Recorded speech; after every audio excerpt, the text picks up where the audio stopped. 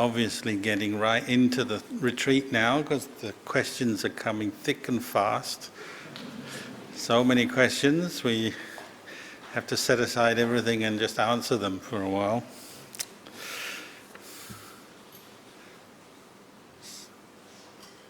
Dear Luang Por, do we need to keep noble silence this retreat? Well, I failed, didn't I? I keep talking. Was that given on an instruction anywhere? So we didn't give you any instructions, so it's optional. Obviously, if you take your personal vow, you can, but the problem is you've also got to tell everyone else, so they know not to expect that you'll be speaking. And the reason why many retreats do this is because we want people to focus on the practice of mindfulness, bring their attention in, and the more we talk, the more distracted we become, and we also distract other people as well. So it's a good thing to do, but we haven't emphasized it. Sometimes it goes the other extreme. People are very strict, no talking, and we have Dhamma police walking around saying shh. People get very tense, and then they start writing everything down and giving you these little bits of paper because they can't speak, so they say they want this, they want that, they're asking you questions. When the chanting time comes, everyone chants really loudly because that's the only time they get.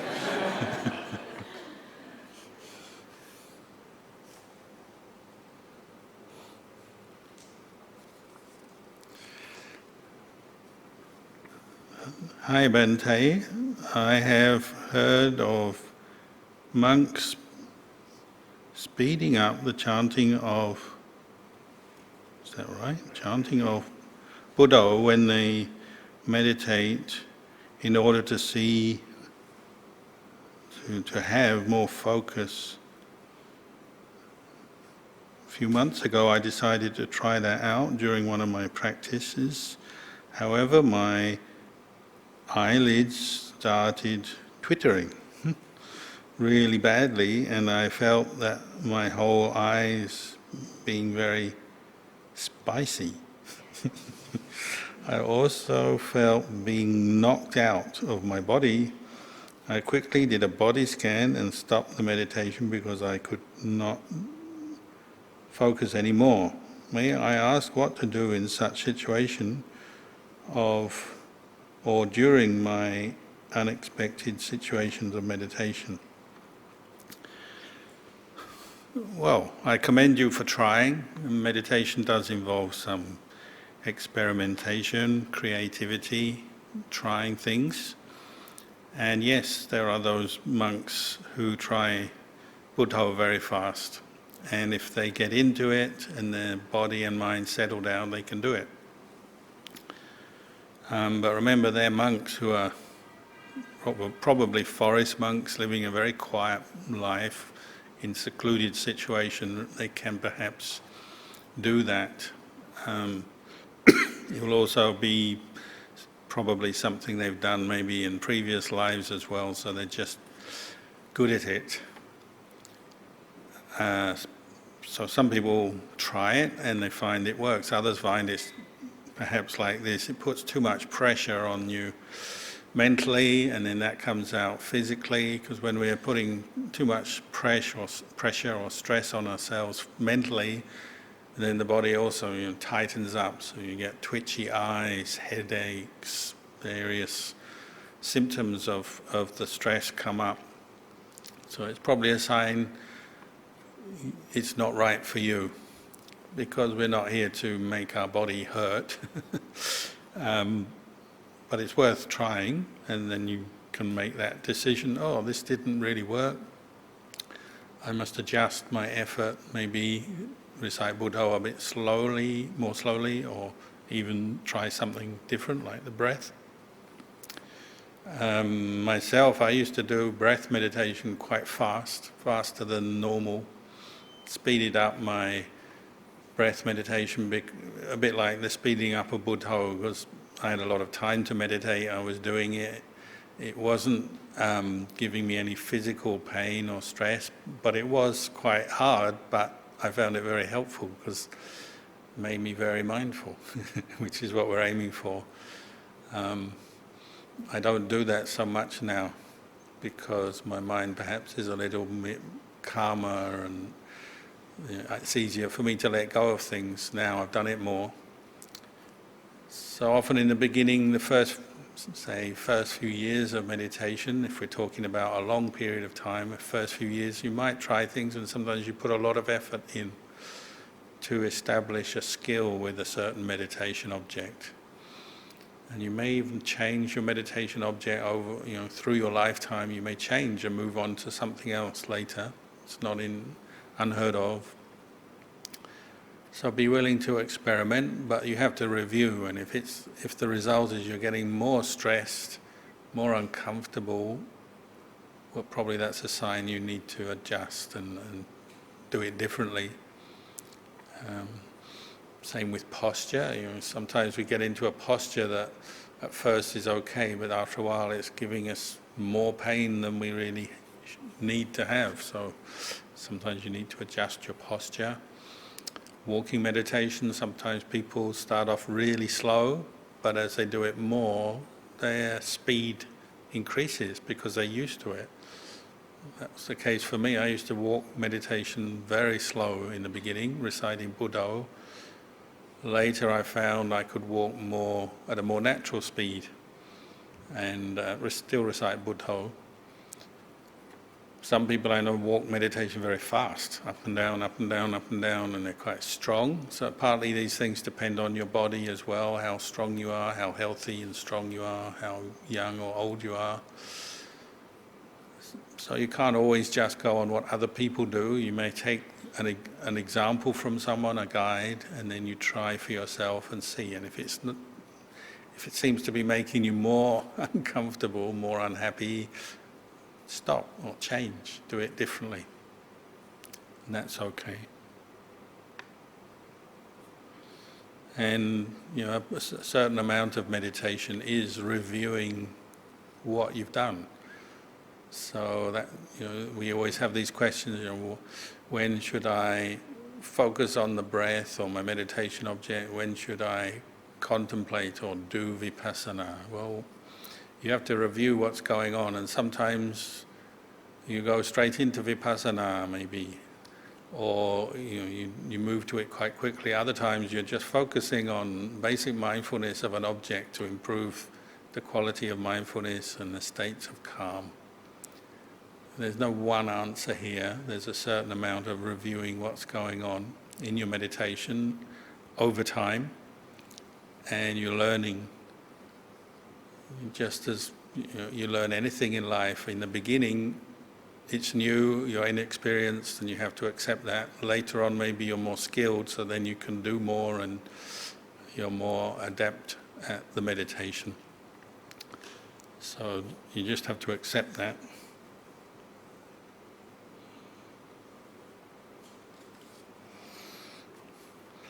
Luang Por, when one is in a state of anxiety and is not yet a skillful practitioner, it's extremely difficult to sit still, let alone meditate. What does Luang Por advise?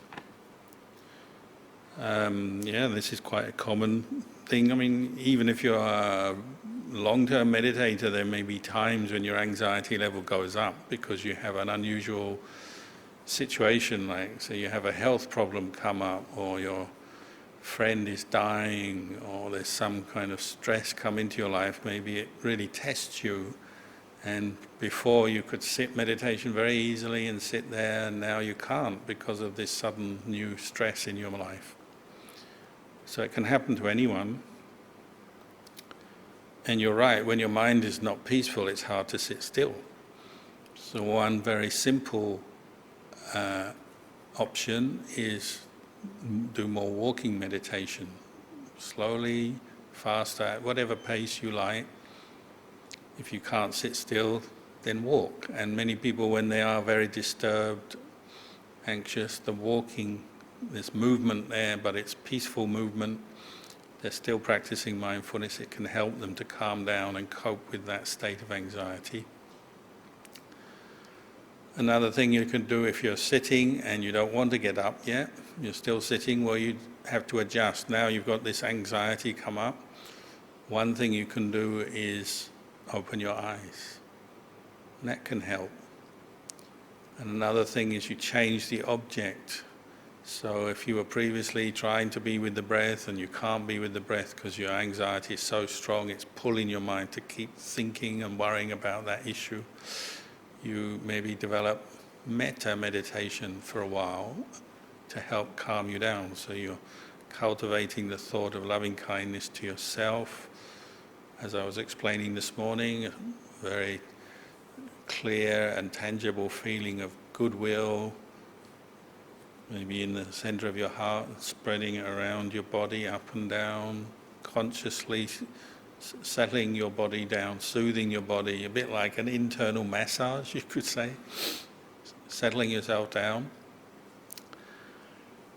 And you can also use wisdom, insight, directed to that. So say there's nothing you can do with this anxiety, it's agitating you, and maybe you are moving around a bit because you're not peaceful.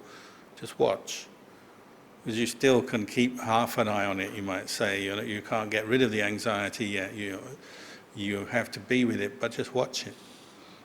You may set up the question, how long is this going to last? Probably at this moment, no one is feeling particularly anxious, I would hope. But you've probably all felt anxiety in the past. But it clearly is something that is impermanent or temporary, because if you're not feeling it now, that means in the past it arose, it passed away, finished, maybe many times. But if you just keep watching while the anxiety is there, you say, oh, I can't stop all these thoughts, maybe you have an unpleasant feeling as well. I can't stop it, but I'll watch it. How long will it last? You just keep kind of following along, a bit like you're watching one person walking in front of you who's all anxious and jittery, and then you're walking behind.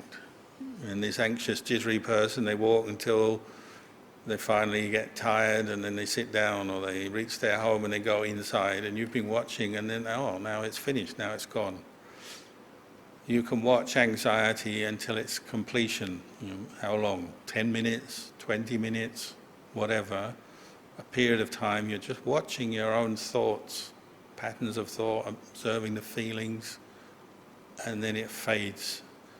And then you may feel better, feel quite good, or your mind picks up some other object and starts thinking about something unrelated or different.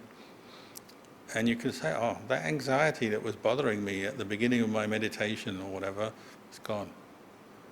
And you see that, you know that. And that's what we call insight.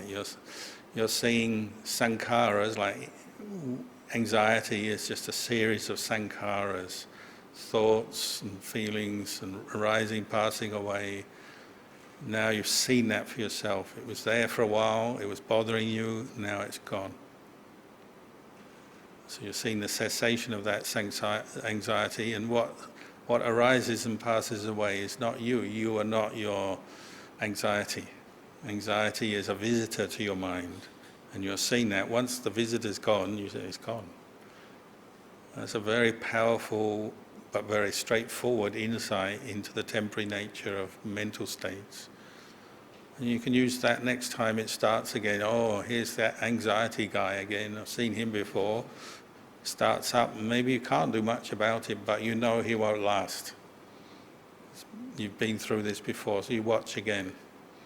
You keep watching it, gradually it's going to have less and less effect on your mind. You're not giving it the same importance you used to give. When we're not mindful, we don't understand the Dhamma, you have anxiety, you give it a lot of importance. You attach to it, you make a big deal out of it. You go and see a doctor and say, I've got anxiety, give me pills. We make a big thing out of it.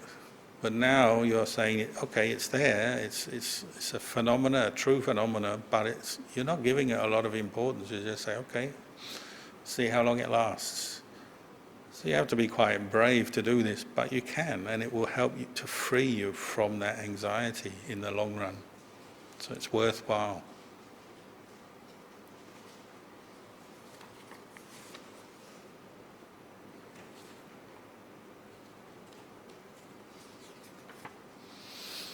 Dear Ajahn, we recite the 5 precepts minimally at every service. May I know what yardstick should be applied for each of the precepts for a layperson? Well, really that's just giving you the reminder to keep the precepts, but you don't have to recite them in Pali or English with a teacher. That's just like you say, the minimum. Once in a while you have a ceremony or you go on a retreat, you take the precepts in a formal way just to make it clear in your mind, bring up that intention. But really it should be something that's always there in the background of your mind, because every day you'll be in situations that test your precepts, and the situations challenge you or tempt you to break a precept maybe, and you never know when that will arise. So you're educating yourself so you think precepts, and that's part of it's both wisdom as well as sila, as well as mindfulness, that's helping to affect your thinking and guide your thinking in situations. Or if I do this, what will happen? What will the results be? I was talking last night about hiriotapa, this sense of shame, fear of wrongdoing, because there'll be consequences. If I lie, what will happen? If somebody finds out, they're not going to like it, maybe they'll criticize me, I'll feel guilty. So you reflect on your behavior daily, whether you're keeping the precepts or not. If you become unmindful, careless, stubborn, and you break a precept that you previously wanted to keep, well, then you have to re-establish your precepts. So you may again recite them out loud and determine to keep them, and you keep reinforcing that intention to keep the precepts until it's just normal, and you don't really have to think about it much. Like I'm guessing here, because you're all meditators, probably there's no one here who drinks alcohol regularly. There may be, but probably not. But there may be occasions where you go to some social function, they say, would you like a glass of wine or something? But if you regularly are not drinking, it's very normal just to say no. You don't think about it, do you? It's just part of who you are. You don't drink, say.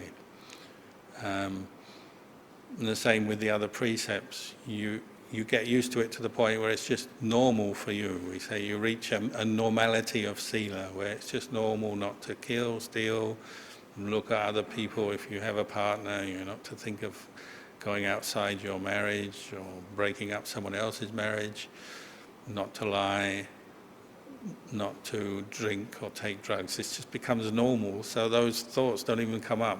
The intentions just disappear from your life, basically. You're not reinforcing them, you're not feeding them, so it just becomes normal to keep the 5 precepts. And then, of course, you don't really need to recite them in those ceremonies, but you do it anyway because it maybe is good for others, as setting an example. It's just it's a kind of meditation, isn't it? Reciting verses in Pali. There's no real harm doing it. I give the precepts all the time. Just do it as a meditation, wishing people to have better sila, because it will help them. It will help them, it will help you. The world is a better place when we keep the precepts, and that's why the Buddha said it's a great gift to the world. You can give a gift of safety, security, honesty, trust, and it's a beautiful thing to see, and it calms your mind down, brings you a lot of peace, freedom from regret. And so once it's established, you don't need to take them in a formal way. And it's just part of who you are. These precepts. We say that you look after the precepts and the precepts will look after you. It just becomes kind of normality for you.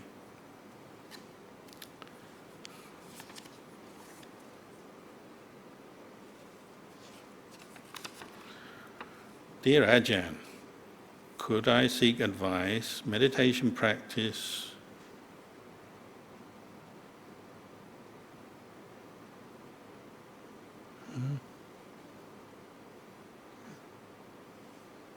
see no progress, no samadhi, no peace, jhana. Started meditating for 2 to 3 years, 30 minutes daily with Buddha in and out, with the in and out breath. So I think you're saying you don't see any progress. Well, I'd say if you're still doing it after 2 or 3 years, that's progress. You haven't stopped.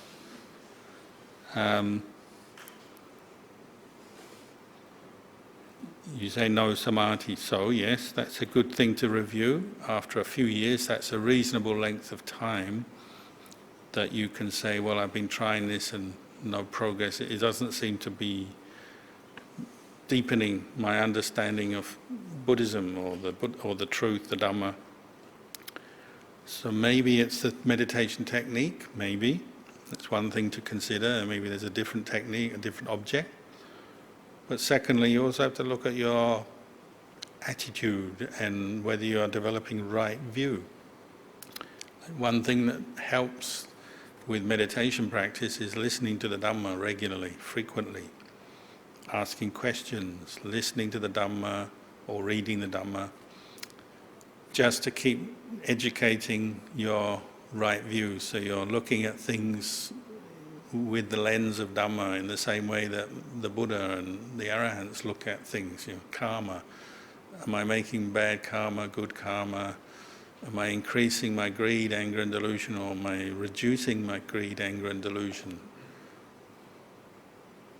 So sometimes it's those things that we need to adjust, as not necessarily the technique, but more the attitude and the wider, broader understanding of how to practice. But there may be a specific issue. You may be sitting there and you say, I meditate on Buddha, but actually you spend all the time falling asleep. You're very common. We have to be honest. We say, oh, actually I'm spending a lot of time very dull, very sleepy. So maybe I would recommend doing more walking meditation, even in a small room. Slowly walking back and forth is a good thing. Or sitting with your eyes open. Maybe put a candle in front and just observe the flame with your eyes open. Use that visual image of light to brighten the mind until you can close your eyes and still see the bright light. That can help. These are just examples. If sleepiness is your problem, that may be the problem more than the meditation object. So find ways to improve your effort in bringing up mindfulness, but also look at lifestyle. When I first started meditating in a group, it was at university in England, and there was a group, quite a large group of people would come and meditate, and it was good, and I enjoyed it. But when they finished, I'd go home. Most of that group would go into the bar and have a drink. I thought after a while, that's not going to work, is it? You're wasting whatever you learned and did in that meditation, and you go and drink alcohol. It's not going to help. So I didn't do that. So there's these kind of things. Other aspects like sila, your attitude, using the Dhamma reflection, reflect on your practice more and see where you need to change your approach perhaps. Sometimes make more effort, so not only do the meditation but go to retreats, go out and meet teachers, and the teachers will give you inspiration, advice. And if you hear Dhamma from a good teacher or someone you have faith in, maybe just sitting down listening to Dhamma, your mind can go into a deeper state of samadhi than you've ever had meditating on your own. Just listening. And that's very common. Ajahn Chah used to say, if you meditate and your mind goes into samadhi, fine, just go into the samadhi. You can forget the words of the talk now. You just develop your samadhi. And many, many people had that experience. They have faith in Ajahn Chah and the teachers, they concentrate. And not even just in person, you're listening to a recording of a teacher you have faith in, suddenly your mind converges and the samadhi comes. So these other factors, things that will bring up faith, could be offering dana, could be chanting, could be listening to the Dhamma. There's a variety of practices that are conducive to the training of the mind. So they're all to be developed as well. They can help.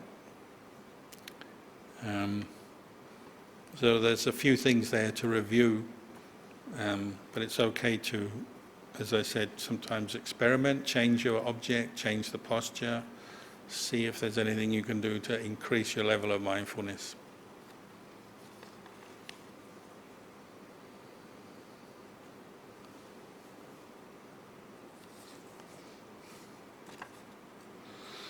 Luang Por, how do I curb the tendency or habit of defaulting to catastrophic thoughts? I have this habit of imagining the war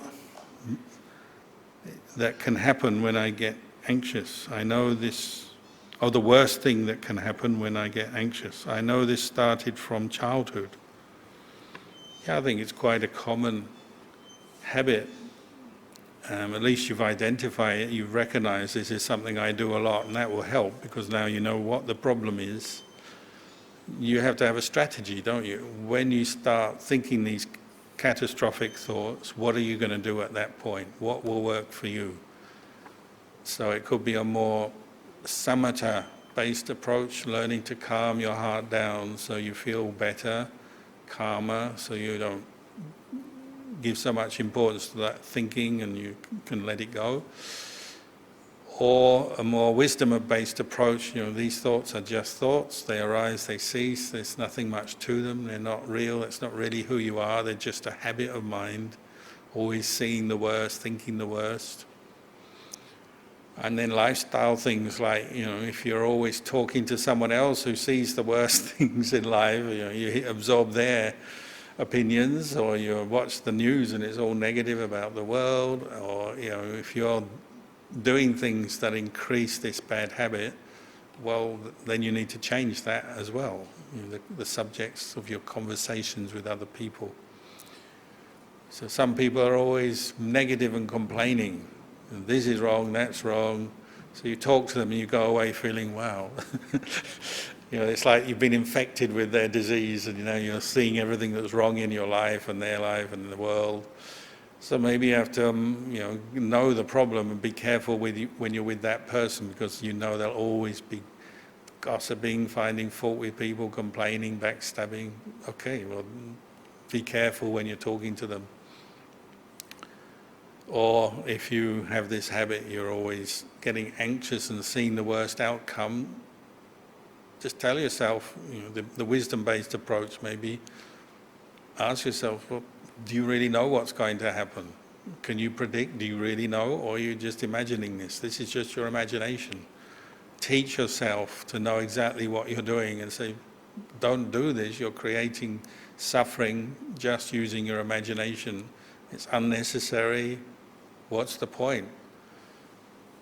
And you question your state of mind and you teach yourself that what you're doing is not conducive to your happiness, it's not necessary.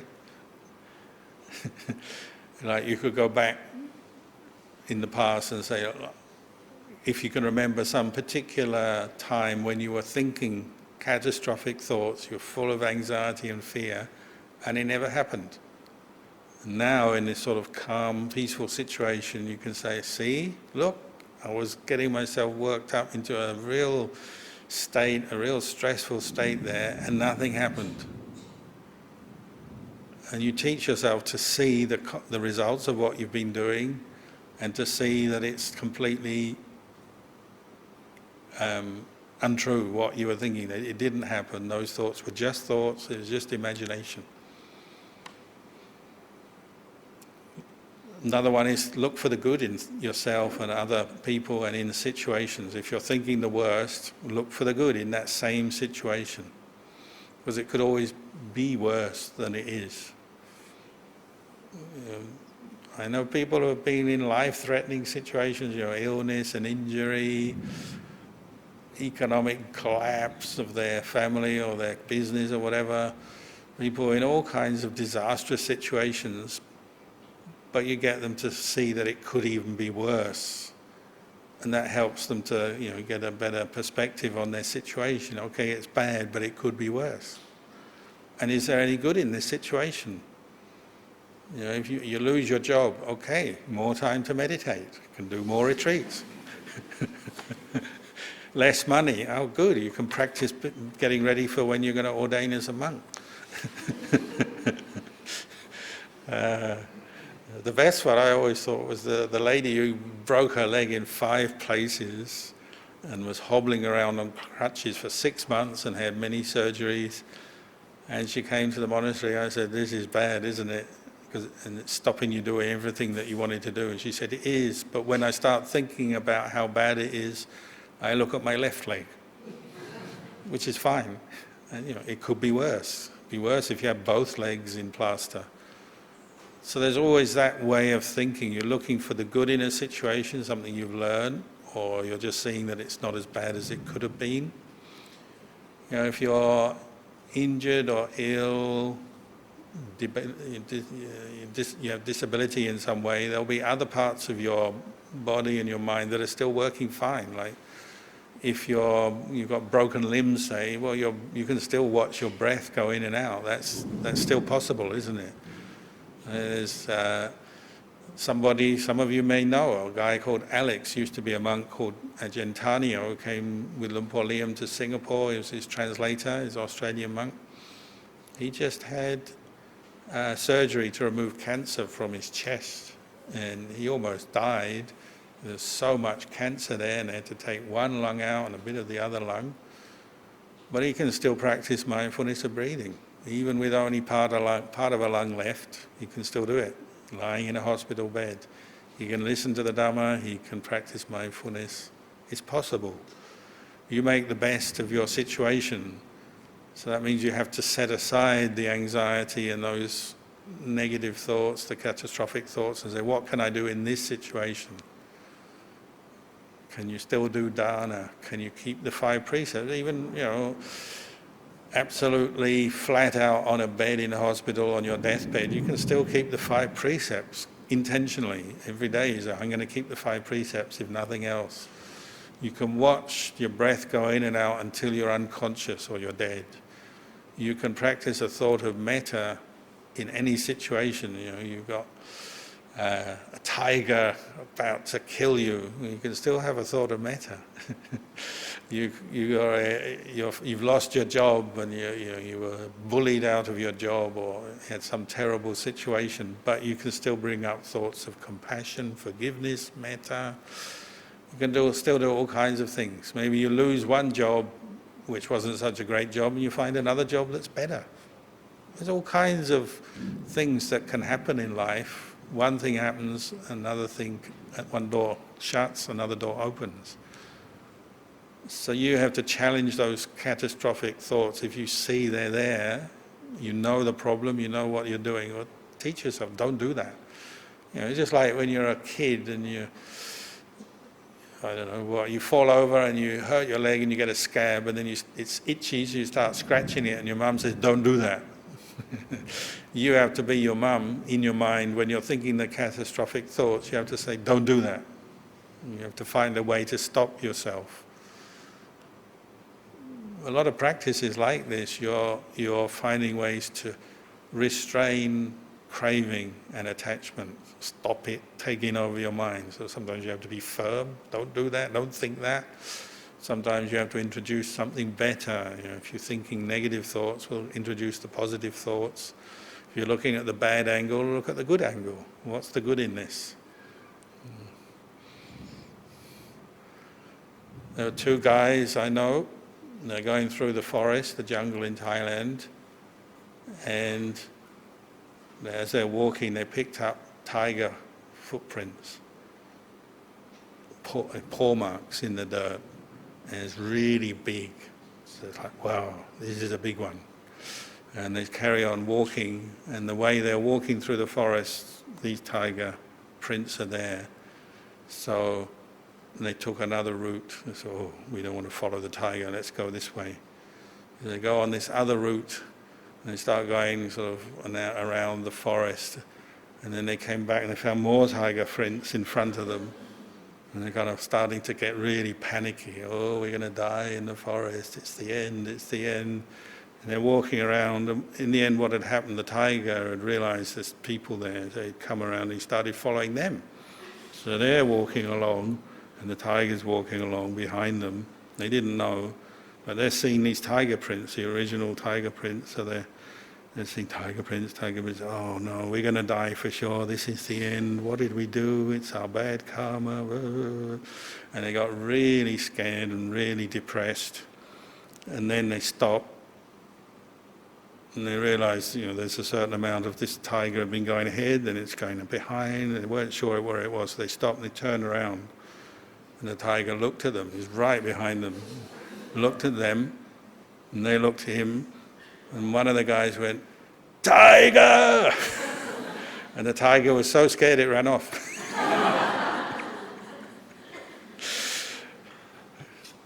It's never as bad as you think.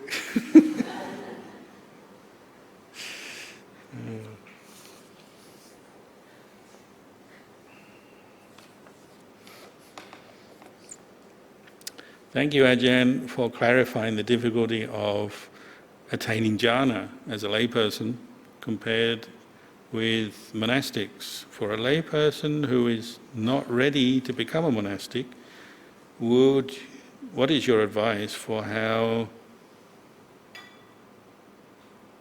him as a householder? Well, one thing I was talking about this morning with the lay people, you may not be a monastic on the outside, you're a lay person, a householder, but you can still, we say, ordain your heart on the inside. You can still be like a monk or a nun on the inside. You develop these qualities, hiriyottappa, a love of the precepts, a commitment to keep precepts, a love of the wholesome, the skillful qualities, and a wish to abandon the unskillful, unwholesome qualities. These are like guiding principles that anyone can have. You don't have to be in a monastery. It may be helpful to be in a monastery from time to time, but you go home, you have to keep your heart like the heart of a monk. You have to be careful what you decide to do, what you're thinking, what you're saying, what you're doing. Am I still within the precepts, just like a monk would think? You're a monk, it doesn't make your mind pure from day one. You still get greed, anger, delusion, all kinds of attachments, desires. You have to work with that, but you get the principle right, that if you see a mental defilement coming up, you know this is to be abandoned. Sometimes you abandon by bringing up something better, replacing anger with metta, greed with contentment, or seeing the impermanence of something you're attaching to, as we've been discussing.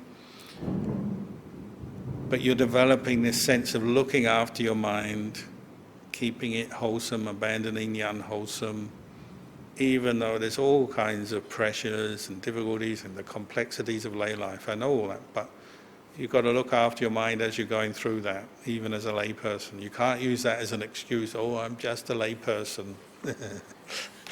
Because we like to find excuses, don't we? Oh, I'm just a lay person, so we go off and do something not very skillful. We have to try and get sila established in our thinking and our way of acting. That will keep your mind more like the mind of a monk. You cultivate right view by listening to Dhamma, reflecting on the Dhamma, so regularly listen to the Dhamma, and this will keep you developing right view. You go to work, listen to Dhamma. While you're at work, you're doing activities that are not Dhamma related. You're working in some form, but you can still keep the precepts as you're doing that job. Practice mindfulness with that work. Come home, learn not to lose your temper with your family members. Keep the precepts, not to indulge, not to do things that are very conducive to stress and suffering. You ordain your heart and you practice like a monk, but as a lay person. This is what we can do. then it's only a simple step. If you're ever in a position where you can ordain, go into a monastery, things open up for you, maybe you have kids and your kids grow up, or something changes in your life, you lose your job.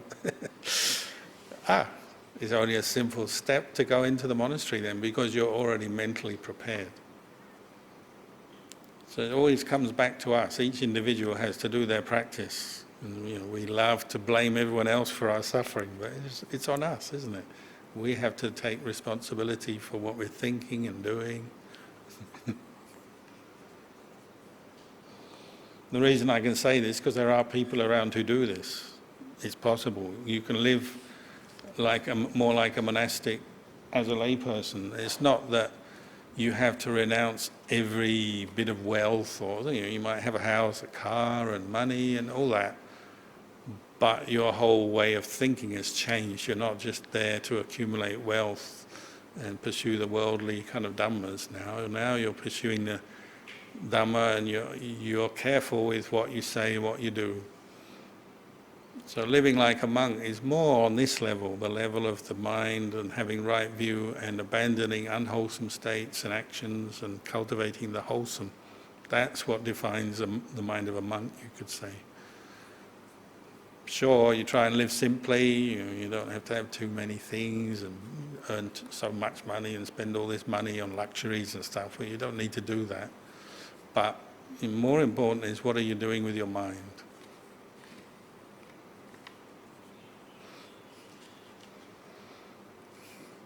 Ajahn, if one cannot follow this precept,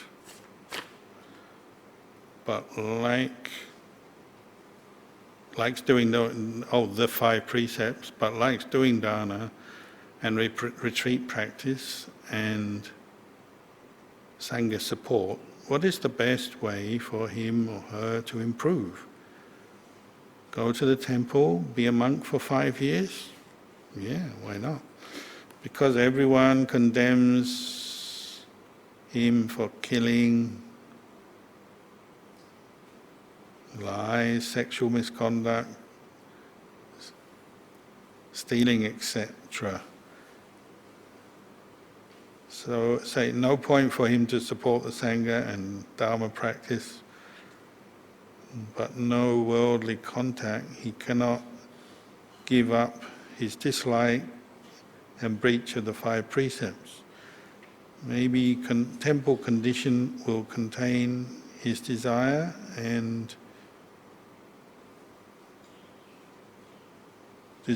or just give up. No, don't just give up.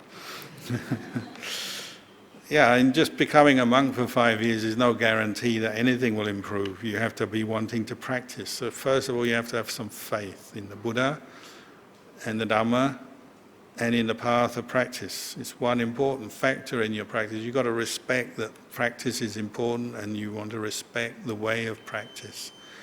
So not only do you respect the Buddha in terms of the person, the enlightened Buddha, or the Sangha, people in robes, you've also got to respect the practice itself. You've got to give that importance, which is why we do encourage you to commit to the precepts, because that's a sign that you're giving importance to training yourself to abandon the worst excesses of our behavior, to stop killing, stealing, drinking and so on. So that really is the basics you're aiming for. Try to keep the 5 precepts, and if you break them, to know that, then re-establish your commitment to them. Quite naturally, that will lead on to developing a more refined mindfulness and understanding of the Dhamma. Dana alone is good, better than nothing, but you want to try and improve by keeping precepts and then picking up some regular meditation practice. Just if you can also ordain, good, but I wouldn't maybe think like that, I'll just be a monk for 5 years. It's maybe not the right way to look at it. And yes, other people will criticize you if you break the precepts, because those precepts, they're only things. If you keep the precepts, it's quite normal good human behavior, to respect life, property, to be sober, to respect people's relationships, to speak the truth. These are good, normal, good human behavior. So if you don't keep those precepts, people will look down on you. There'll be consequences. You feel bad about yourself, and other people will look down on you. So that is one factor in why we keep the precepts. So don't give up. Don't give up the practice, but try to find ways to improve your practice.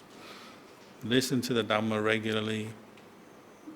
Try and, if you can't meditate on your own yet, join a group. Meditate with a group, such as this, or something similar. And you do the best you can.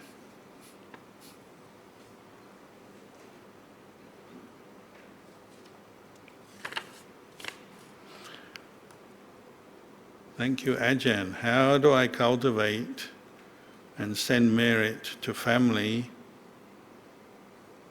as loved ones, such as spouse, children,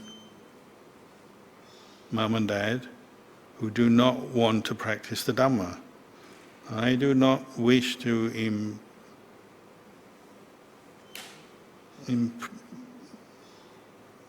impose my views on them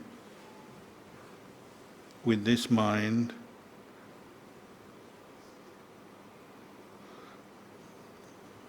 I'm thinking, worrying about them often, even during retreat. Yeah, well, that's very normal. You've got family, you live together, you will have concerns about them. But you have to use the Dhamma now to manage that and develop more metta, meaning unconditional love, as opposed to love with attachment. Because worry comes from just blind attachment. My mum, my child. You also have to remember every individual has their own karma, and with all the best wishes in the world, sometimes they go in a good direction, sometimes things go wrong. If you're in a position of responsibility, say you're a parent, you have children, well, you give them the best education, including the Dhamma, that you can. You give them love, support, try to teach them and show them the Dhamma the best you can. But once they become adults, you have to accept they'll make choices that maybe you don't agree with, and maybe that they run into trouble and things happen. You have to accept that, because they're a different person than you. So true metta is that well-wishing and trying to get people to practice Dhamma, to the Dhamma, but the outcome you can't control. So you also have to have upekkha, equanimity as well, and understand that karma is at work. It's very hard to impose the Dhamma on family. What you try to do is lead them to it or encourage them. And sometimes you have to be very gentle, find kind of indirect ways to encourage them. So we often, as a family member, you can't teach anybody anything because you're just a family member. They're not going to listen to you. Even a monk, it's hard to teach your family, but maybe there's someone else who's not family, who's a good teacher, and your job is to get the family members to that person, maybe. Or if you can't get them physically to the person, well, you bring the person into the home with talks and books, and in that more subtle way. I know one lady who wants her children to hear the Dhamma, so every evening she cooks food for them, and then they come around the table, eat the food. So while she's cooking, she puts on the Dhamma talk. Then the food is ready on the table, get the kids in. Oh, there's a Dhamma talk on. Oh, we'll just keep this on. Very subtle, and so the Dhamma is kind of coming into the conversation, into the room. Sure, they may not pay much attention, but at least it's something. You do what you can. You try to introduce the Dhamma in whatever way you can. Sometimes it's easier than we think. Sometimes we think, well, they don't want the Dhamma, but you put on a talk or you take them to a temple, and maybe they enjoy it more than they expect or than you expect. Sometimes you have to put it on a list of things. So there's the people who they want to get mum out to the temple to hear some Dhamma, make some merit. But if you just say, Mum, we're going to the temple, no, I'm not going. So, okay, Mum, we're going out for, what is it, yum cha. We're going out for dinner or coffee or something, okay. But by the way, we're also stopping at the temple. Not being dishonest, but you add a few things into it, so it becomes like a little trip. So there's something enjoyable and there's the Dhamma part of it. Or the full-on Anathapindika in the time of the Buddha, you pay your son to go and listen to the Buddha. Better than nothing, just pay him pocket money to go and listen. When kids grow up, teenagers, they don't want to go to the temples, and when they say, Mum, what do you want for your birthday? I want you to come with me to the temple. And it's like, oh, I shouldn't have asked. You just think of what will work, and you try things. Some things work, some don't. And you have to, out of your love, you just see what way you can get Dhamma into the household, into people's thinking. Maybe just doing charity that's not mentioned as Buddhist charity or anything like that. You just say, we're going to do this project, we're helping some group, something, would you like to join in and volunteer or make an offering? There's so many things we can do. We have to be a bit creative and just try and steer them towards what you know is good. And the other thing is you have to be a good example yourself. If you practice Dhamma, you're more peaceful, you're more happy in yourself. That's the best advertisement for the Dhamma, isn't it? If you're going home always complaining, oh, you never practice the Dhamma, you never go to the temple, you put them off, don't they? Say, oh, I don't want anything to do with Buddhism. You make it sound so miserable. So you have to show them that how good it is. You're more peaceful, you're happier, you're benefiting from this Dhamma in all these ways. You have to show that.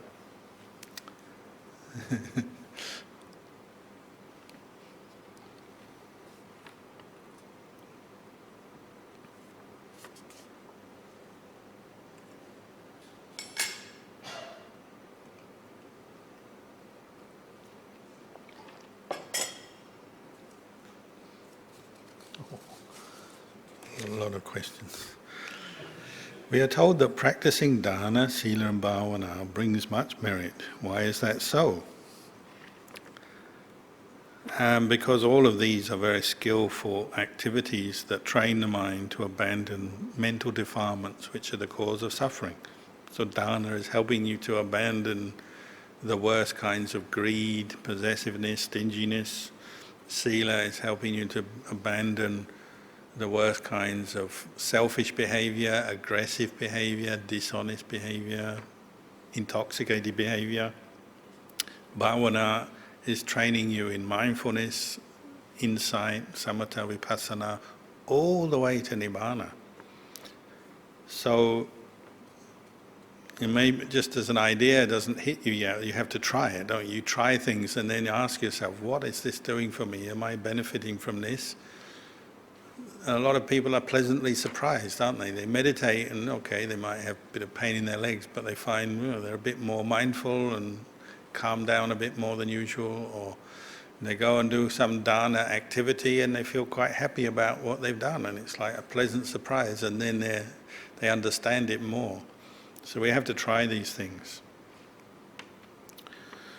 As a lay Buddhist, what should be our understanding of what is merit? Well, the Buddha talks specifically about 10 kinds of merit, just to give us an example, but they're so varied and wide, you realize there's a huge scope for making merit in life.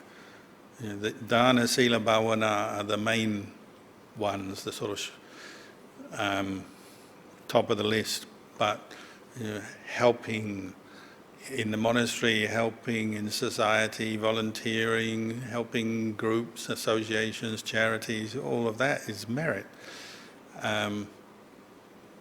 Just recognizing other people doing good and rejoicing in that, that's merit. Dedicating merit to the dead, doing good things and dedicating, that's merit. Listening to the Dhamma is merit. I'm making merit. By giving you Dhamma, you're making merit listening to the Dhamma. There's so many ways we make merit, but merit means the happiness, the wholesome qualities that are arising through your skillful actions of body, speech and mind. So just a thought of goodwill is merit, and that will, for at least one moment will drive a thought of ill will out of your mind. A moment of mindfulness drives a moment of confusion out of your mind, so that's better for you. And if you do many moments, it's going to be better for you all along. So merit is one of the ways they describe it. It's those qualities that bring you joy and uplift the mind. So they compare it, say you're on the ocean, drowning, struggling. What are you looking for? You're looking for something you can cling to that will keep you afloat because you're in danger of drowning. Merit is the thing that keeps you afloat in life. Whether it's helping other people, meditating, listening to Dhamma, sharing merits, all kinds of things. Being respectful to a Buddha statue is merit. There's so many things that we call merit, but what they're doing is uplifting your mind and giving you good qualities that help you keep afloat in the challenges and difficulties of life. And they say, somebody with merit gets angry with difficulty. Even when things go wrong, they don't just become angry quickly, they don't lose their temper quickly because they got merit. If you have merit, it's a bit like money in the sense, if you've got money, you're not too worried if you have a car accident, okay, I've got the money, I'll pay for it, or you lose something, I'll buy you something new. It's a bit like that. If you have merit, even when you encounter suffering and difficulty, it doesn't drag your mind down because you've got the merit to keep you going. So the Buddha said, don't be afraid to make merit. Don't just do it. Keep making merit.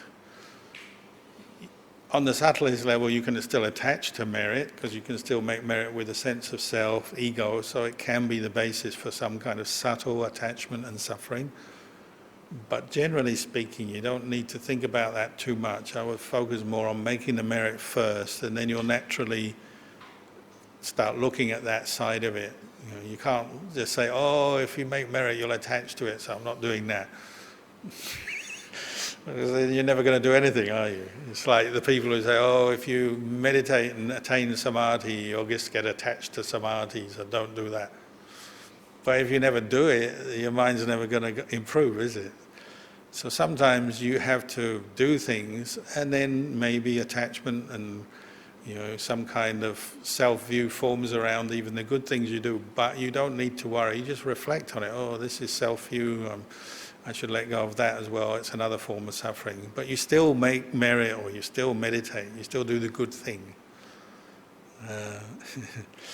Or sometimes with self-view, you compare, so I'm making merit, and then you look across, oh, they're making merit. They're making more merit than me. Oh, no. So we get a bit of jealousy, rivalry, disappointment. But be careful, because merit isn't really on that external level. Merit is in your heart. So that's why making merit can be made simply by rejoicing in the merit other people are making. You just see someone else doing good, you don't have to feel jealous, you just say, oh, that's really good. Good for them, good for everyone. And you've made merit. Free, easy. Do we dedicate merit or transfer merit accumulated from practicing dana, sila and bhavana? Yes, we do. If you're generally practicing, you have metta, goodwill for family, friends, and you share thoughts of goodwill. More specifically, if someone's passed away that you know, or you just assume there are people who have passed away that were related to you that maybe you've forgotten about. So we dedicate merit to the dead in case it can help them, because the teachers, the Buddha, the teachers say, well, there are these classes of ghosts who can receive merit. They're in a place of suffering, somebody who's died with a lot of depression, bad karma, anger, greed. They're born as a hungry ghost. We make merit and dedicate it for them, it can help them to be reborn in a better place. So that practice has developed over the years, over the centuries. Of course, if we don't have psychic powers, we can't see, so you have, just go on the words of others maybe. But when you make merit for the dead, there's nothing lost, is there? Because you're making merit and you're benefiting and you're doing good things. So there's always these two levels in the good that you do. There's the immediate benefit in the here and now, which is provable, verifiable, and then maybe it can also help other beings that you can't see. But if you are benefiting in the here and now, well, nothing is lost. It may help you in the future as well. Maybe you've all made merit in the past, so you now have this chance to sit here and practice Dhamma. You have reasonable health, you have a reasonable standard of living, you're not starving, you're not struggling. Even though we say we say, oh, I'm really struggling, but we've got a nice house and car and money in the pocket, and we say, oh, I'm struggling. It's a bit of an exaggeration, I think. It's one of the monks' job is to remind you don't need much in the life. So, you have to be really poor to be struggling. Homeless, sure, there are people who are struggling, starving, but I think here in Singapore, majority of people are not struggling. I know we always feel we could use more money, of course, but you're not struggling, are you? So that means you've got merit, but you need to make more, and particularly on the mental level, ask yourself, do I still lose my temper and get annoyed, get angry with things? If you do, work on the merit, make more merit. Why do we like to go and see these venerable old monks who sit there in radiance and they have a very good feeling around them? They're just full of merit. You go and you don't even have to talk to them, you just bow and you bask in their merit and you go home feeling very happy, maybe without a word being said. Why? Because they've got a lot of merit, and it's sort of, people say this, don't they? Say, I want a little bit of it to rub off on me. But that is the way merit works sometimes. You just see someone who has a lot of merit and it reminds you of all kinds of good things, good thoughts, faith comes up, energy comes up, your mind brightens, at least for a while. And that's merit, isn't it? That's why we do it, why we go and see venerable old monks and we do these kind of things. When I lived in Thailand, sometimes we'd drive all day and all night to go and see one old teacher, skinny old monk sitting there. On the outside doesn't look very impressive, but the feeling, like a ball of glowing metta, merit. And you go in, you bow. Hardly a word is said, but you just feel so cool. And you think it was worth it. And then you get in your car and you go all the way back again. Just 15 minutes with some great monk, that's merit. And it's your merit just to see them and think about them, that's merit.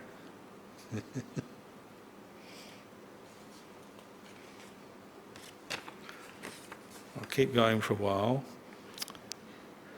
Thank you, Ajahn. This morning, sitting is setting in well. Deeply grateful for the talk on metta, for reflections. Could you touch more on metta for difficult persons, e.g. family member or spiritual practitioner in the Sangha? I used to be a people pleaser. I am now learning to refrain from that more as I practice quiet sitting. How do I know I am practicing metta well?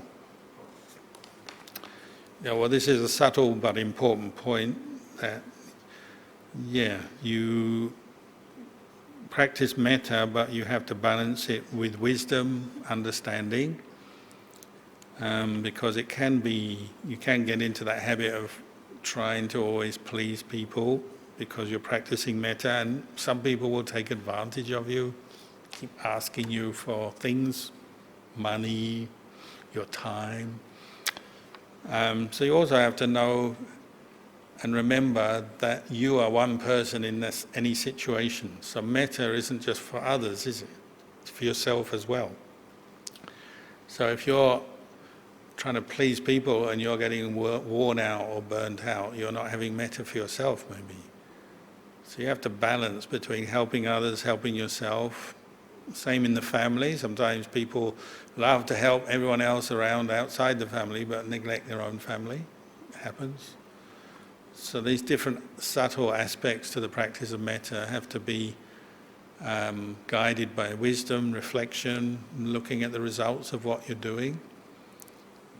And other things like, we also have to remember metta is still a sankhara, it's a thought, it's an emotion, it's positive, it's very healthy, very good, but it's also temporary, it comes and goes. So I always say it's a bit like a battery.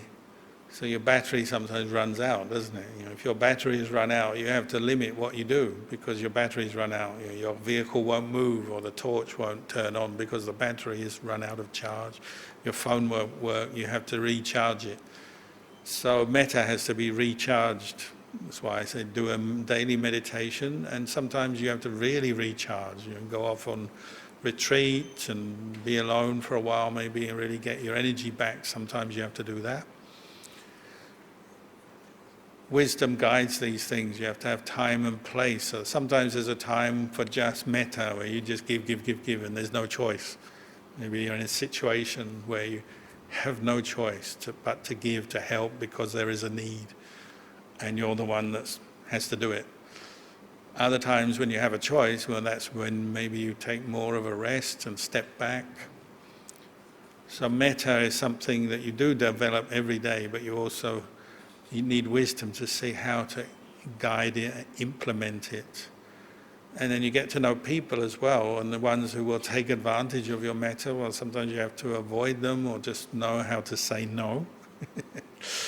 That's a hard one, isn't it? Saying no to people, but sometimes you have to for the higher good.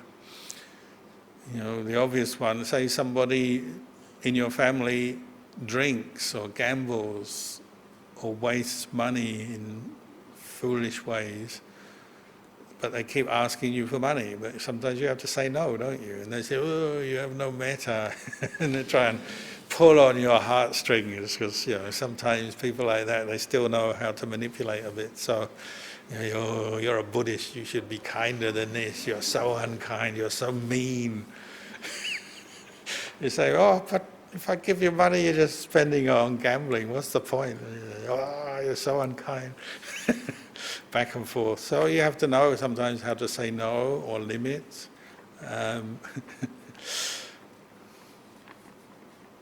Sometimes metta is addictive, isn't it? You don't want to practice metta just so people are attached to you or cling to you or depend on you. The best kind of metta is giving people the means to look after themselves. So that's why Dhamma teaching can be metta, giving people knowledge, understanding, ways of practice, but then you don't expect them to be with you. So like Ajahn was a teacher, he's always pushing people away in the sense he'd give them teaching and help, but then he'd send them away. Go and practice. He didn't want all his monks just being like crybabies sitting on him, oh, Lord Paul, I got this problem, I got that problem. He said, go away and walk meditation until it's gone. Put it back on the practitioner. You have to go away and walk, sit, until you've worked through it and let it go. That's the highest metta, isn't it? Getting somebody to practice so they develop the mindfulness and wisdom to look after their own mind. So it depends on the person, the time and place. With a baby or a kid, well, you have to give lots of metta. With an adult or a practitioner, well, maybe you can give a more nuanced, more subtle kind of metta. Sometimes metta is just a kind thought, but you don't say or do anything. You just have a kind thought. So you have the kind thought, but you don't actually engage with someone. Do that, sometimes you meet, as a monk, you meet people's dogs on Bindabar, and they come out, rah, rah, rah, rah, rah. Yeah, I've got metta for you, but I'm not having anything to do with you because you'll get bitten. Some people will bite you, and people will attack you or cause you trouble if you get too involved with them. They're just like that. So your metta is a more subtle, distant kind of metta. There's so many things you learn as you practice metta.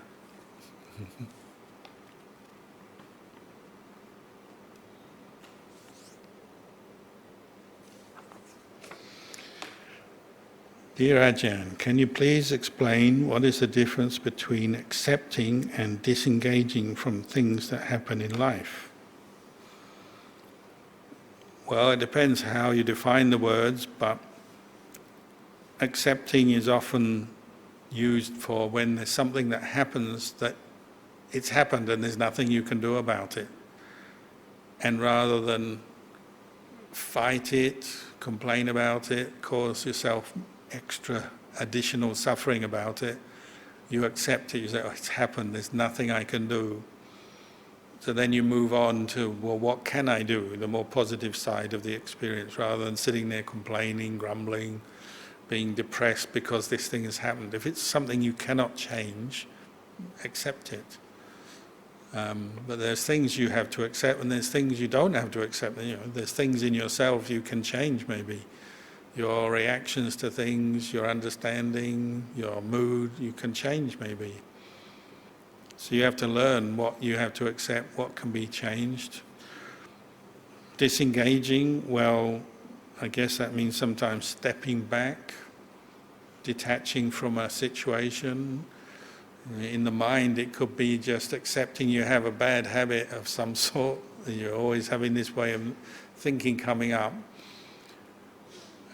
Your main aim maybe, certainly in the beginning, is to know that mood. You're always getting angry about something, you have a lot of desire, obsession about something, worry about something.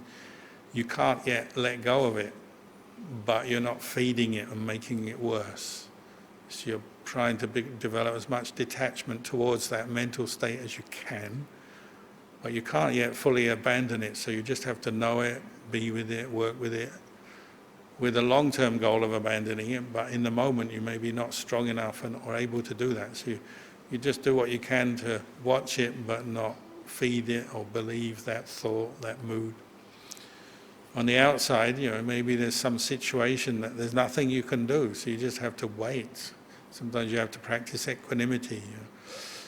Somebody is ill, your loved one is ill, you want them to recover, but recovery takes time, so while they're recovering you just have to wait.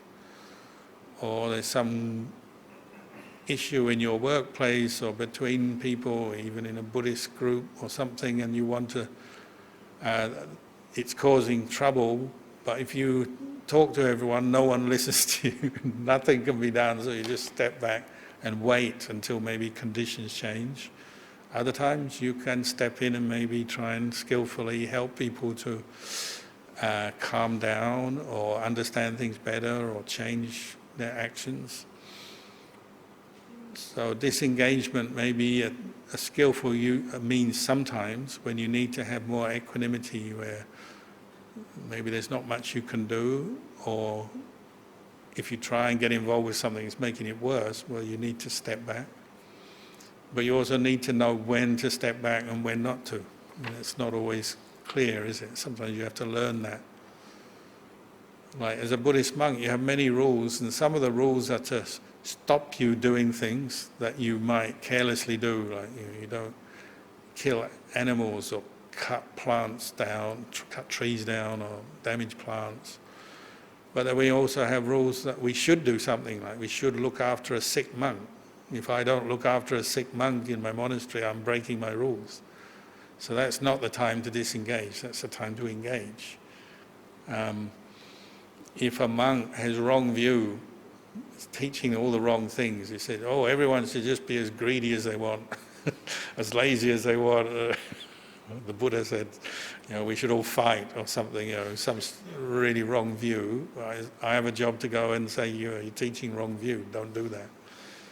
It's not the time to disengage. But other things you do have to disengage. If maybe somebody is very sad or very upset and there's nothing you can do, you wish them well, but you can't do anything yet, so you just wait. So it's about time and place, isn't it? It's not always a simple answer.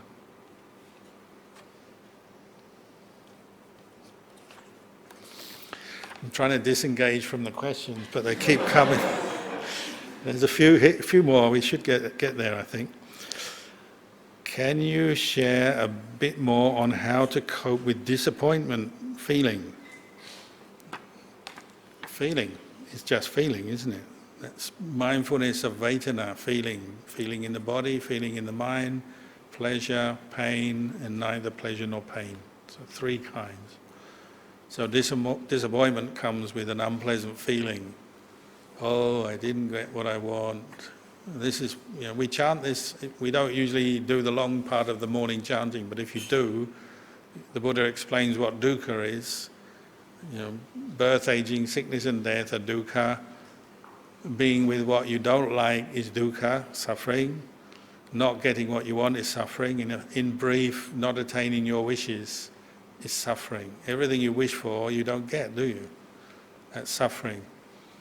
So we have to get used to it, seeing it as just a truth of life rather than taking it personally. Because when there's suffering, it's always you're making a person, a being out of it. My problem, my suffering, my disappointment. And when you bring up more mindfulness and bring in these kind of Dhamma reflections, it helps you just to experience the thing. Maybe you can't avoid it, but rather than making it a personal problem, you're saying, okay, this is happening, okay, it's disappointing, but I'm not going to create further suffering out of something that's just the way it is. So, getting old is disappointing. We'd all like to stay young, but we get old. So don't get disappointed about it, or don't make it into a big personal problem. Just accept that's just the way it is. Not getting what you want is disappointing. You go down to lunch and you're hoping for some nice dish that you had yesterday, but it's not there. Oh. That's just the way it is. Don't make it into suffering. Just accept you don't always get what you want. If you recite these simple phrases as like mantras, not getting what you want, getting what you don't want, not attaining what your wish is, you'll see this is happening every day in life, but then you get used to it as, oh yeah, that's part of life. It doesn't mean to say you give up on life and stop doing anything. It's just that in whatever you're doing, there'll always be this aspect of it. And that's something just to notice. Oh, you don't always get what you want.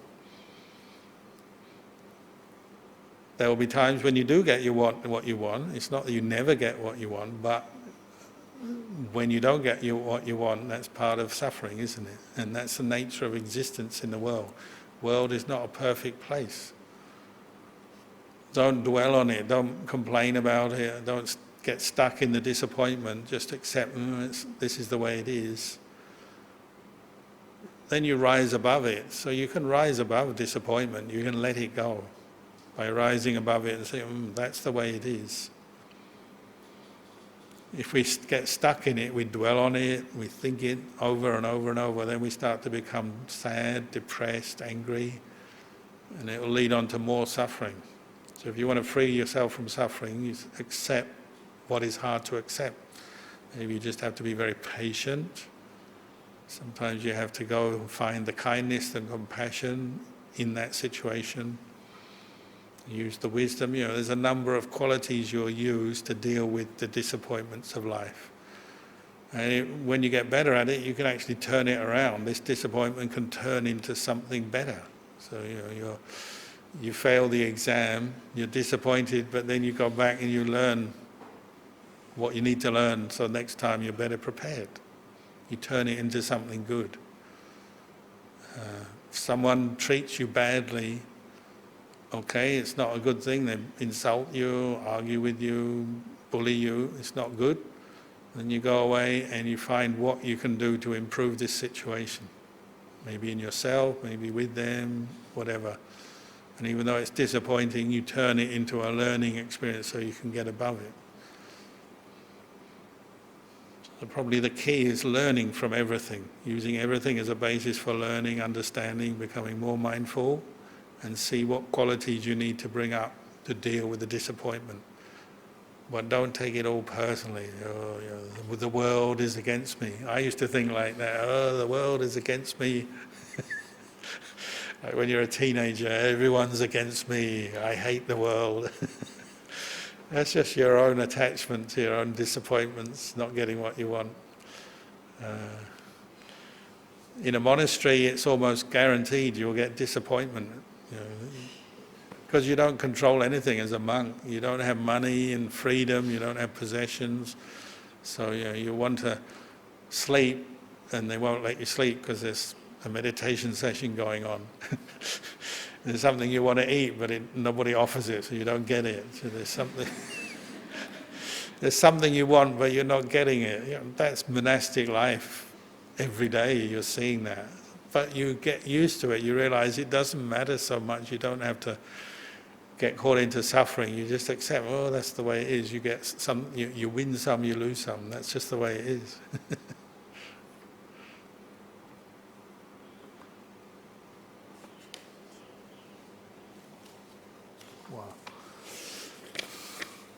Dear Ajahn, thank you for all the wonderful teachings. I have learned a lot.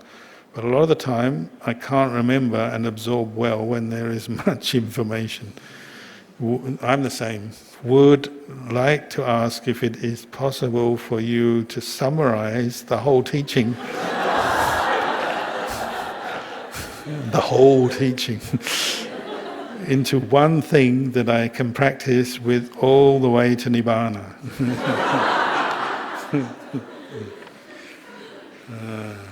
Dear. Well, there are a few times they try and reduce it down to a word. Sometimes you get 2 words, and you get suffering and the end of suffering, letting go, mindfulness. That's a 1-word answer. Just keep practicing mindfulness. You can't have too much mindfulness. It's not that you practice mindfulness in isolation, but it's the center. And you'll notice in this meditation retreat, when your mind loses its mindfulness, then the sleepiness, the thoughts, the suffering start coming in, don't they? So mindfulness, I used to have this written on a notebook of mine, Sati Nibbana. Sati leads you all the way to Nibbana. But of course, other things you need to develop as well. There will be recordings of this retreat later somewhere on YouTube, on Facebook, whatever. So you can always go back and review anything you've forgotten. That's the modern way out. You've got a recording to refer to.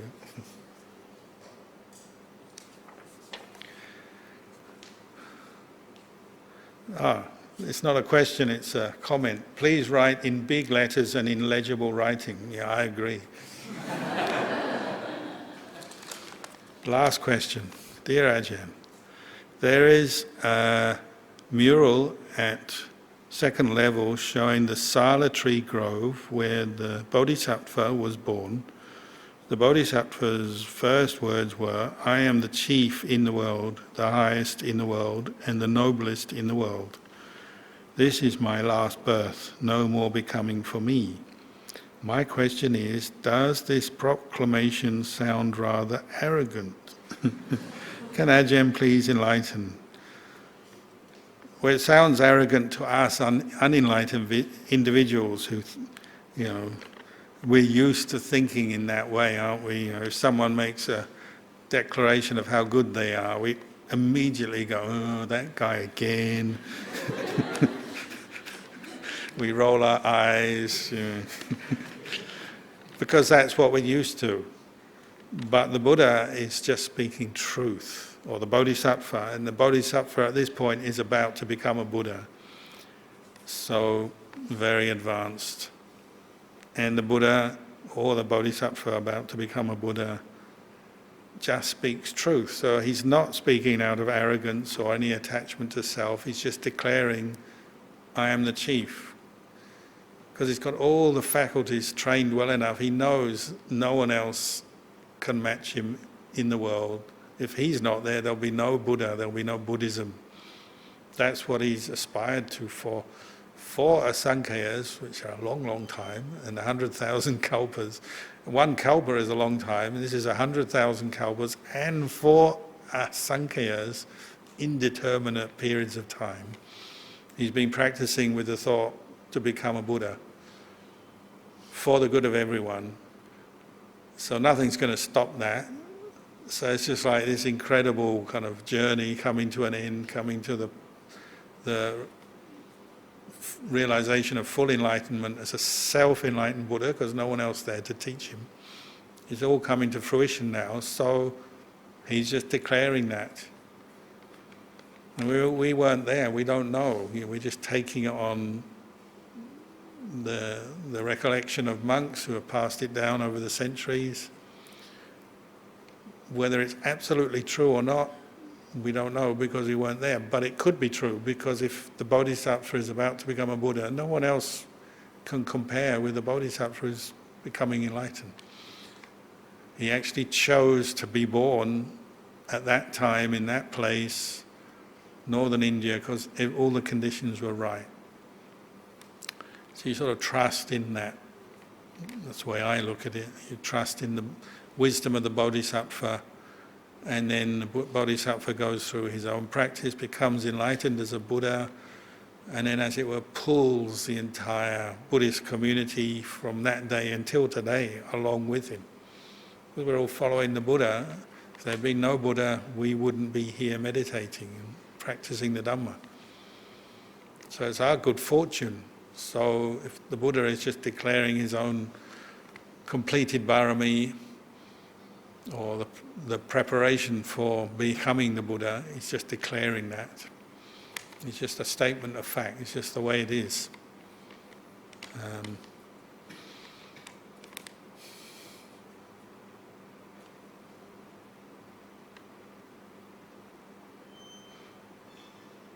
For us, we can all say, well, we're definitely not about to become enlightened as a Buddha. We've already had our Buddha, and we're all students of the Buddha.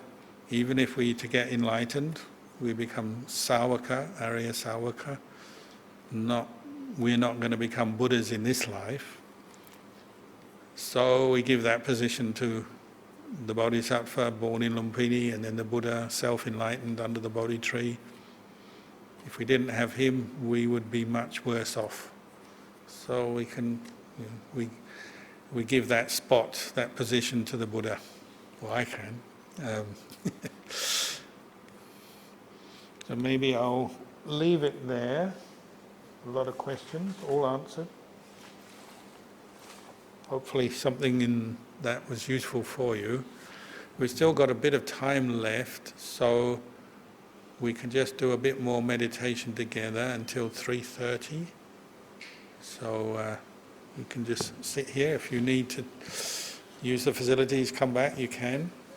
But we'll just sit here until 3:30. Thank you so much, Longpo. Handamayam ovadagata sadhu karang kadamase sadhu sadhu